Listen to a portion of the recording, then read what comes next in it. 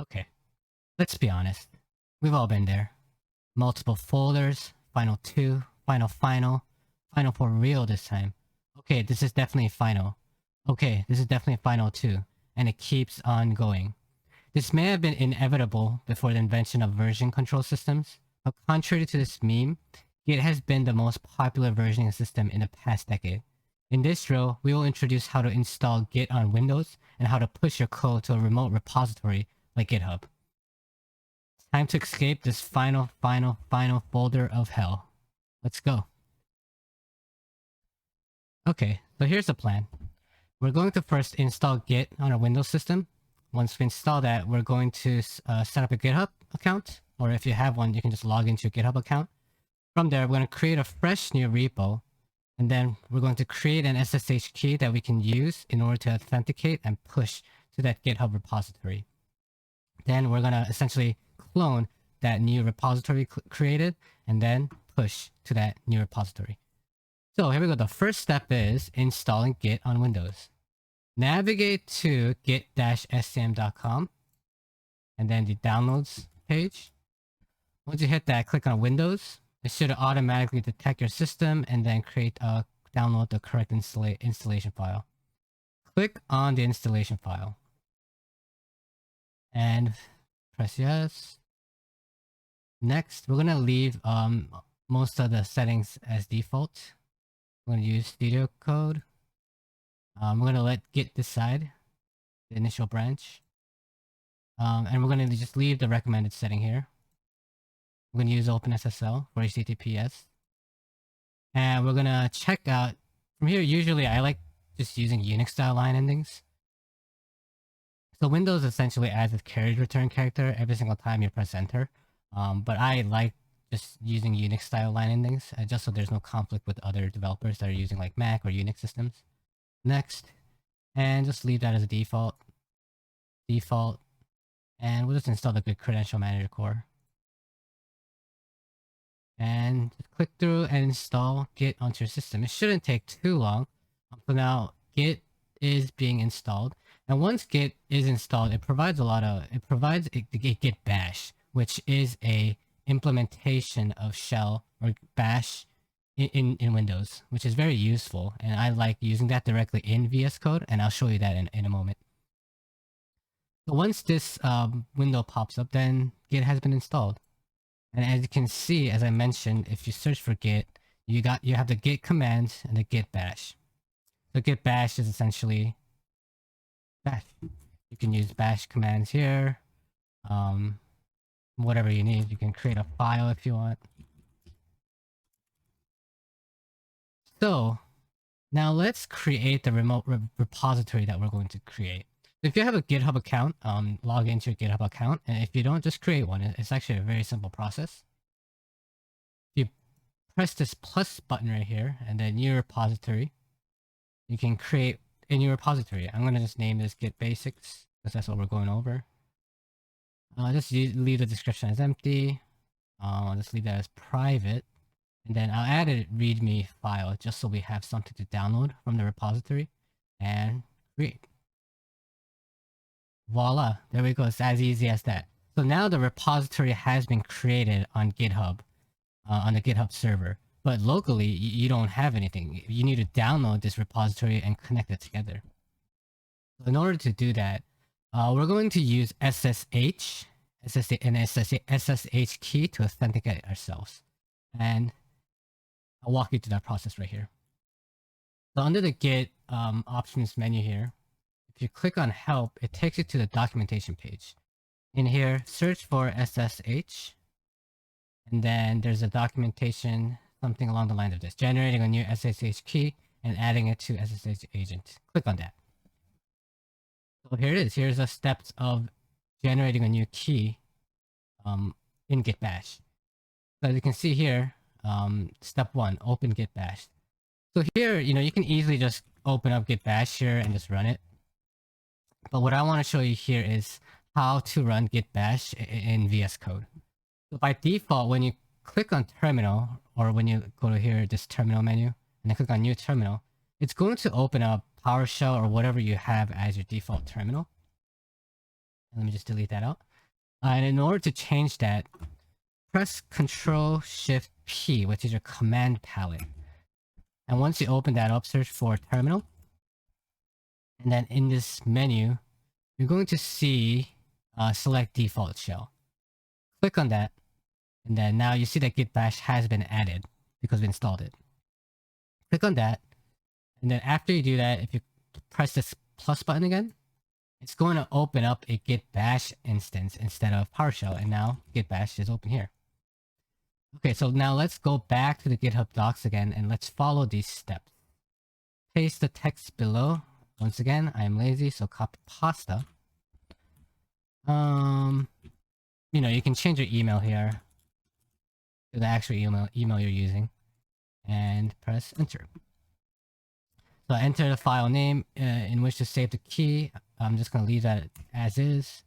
Overwrite, yes. I already had an existing key in there, so it's overwrite. But normally you shouldn't see that. And generally, yes, you want to password protect your key. So in order for you to access it, you actually enter a password. Just enter a password here that you're going to remember. And there we go. So that is pretty much it. So your key has been generated. So what happens when SSH key is generated, it actually generates a key in your home directory. And then if you look at the SSH folder, .ssh folder, if you cd into it, you are going to see the keys have been generated.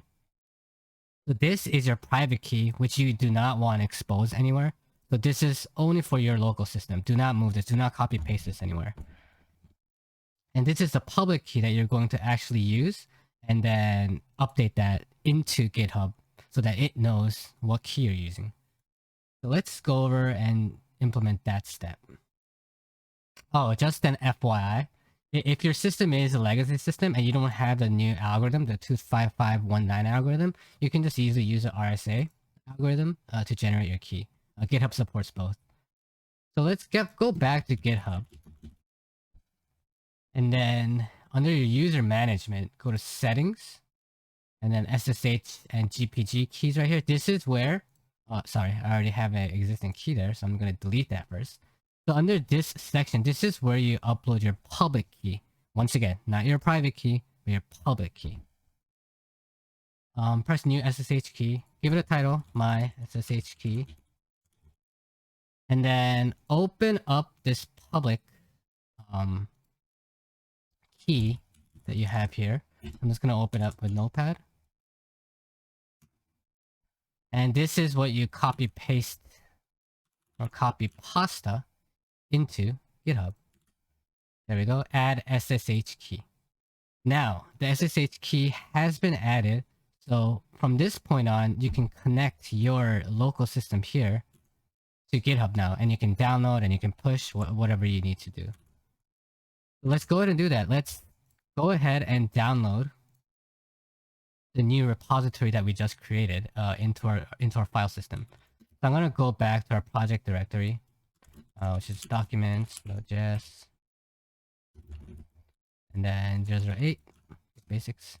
So here I'm going to clone our repository, git clone, and then in order to get the repository URL, we have to navigate back to our repository. So this is the one that I just created. Under here, code, SSH. We're going to copy this by pressing this button on the right hand side. Git clone this repository into this directory, into this current directory. So now enter the passphrase. So as you can see, Git automatically, when we tried cloning, it used the key and then we password protected the key. So once you enter the password, it's going to use that key to access GitHub and download whatever file it needs to. There we go. This README file is indeed what our repository is. There's only one file because literally we just created it and git basics. So there you have it. That's the first step of authenticating yourself. And then authenticating yourself with GitHub in order to download. Now in the next section, we'll go over how to upload new code into this repository that you just created. All right, so we just cloned this new repository, and now what I want to do is add a file and then basically upload to the new master branch and upload new code. So in order to do that, I'm going to create an index.js, and it's a very simple script. It's gonna just console log hello world. We've seen this so many times. Hello world. And now I'm going to push this file upstream into our repository here, so that once this gets uploaded, we're going to actually see the index.js that has been uploaded to the GitHub server. So in order to do that, we need to get familiar with few Git commands. Git status prints out the basic status of this branch. So on branch master, your branch is up to date, and we have this untracked file here. In order to track this file in Git, we need to add the file first. So we add git add index.js, and then press another status again. So the changes to be committed. Once you add, you have to make a commit in order to bring that snapshot. So we're going to commit with the commit message. Make this commit message meaningful. You know, some people just basically makes it way too simple, like code or updated stuff. But I like to make meaningful messages. So added an entry point that log hello world, or something along the lines of that. So once you commit it, you're going to see this error message right here. So usually this happens when you first install Git. So it's basically saying that there is no user.email or user.name set in your configuration, so it doesn't know who you are. So you can just set that here. Git global user.email equals whatever your email is here, example.com, and that's set it. And let's set the username global. So this is setting it globally, so this is for multiple projects. About education. There we go. So once that's set, we can actually go back to the commit, and then it's going to commit. So if you do a git log, so log prints out basically all your commit history. You see that about education, and that was me, which I just set in the global, and the commit message right here. So the master branch now, as you can see, so I'll kind of go over the basics here, and we'll go over into more detail of how Git works, what this all means, right? Like what's headmaster, what is this, what is origin master. But right now, essentially, I added the index.js, and this is the new commit or the new snapshot that I just updated.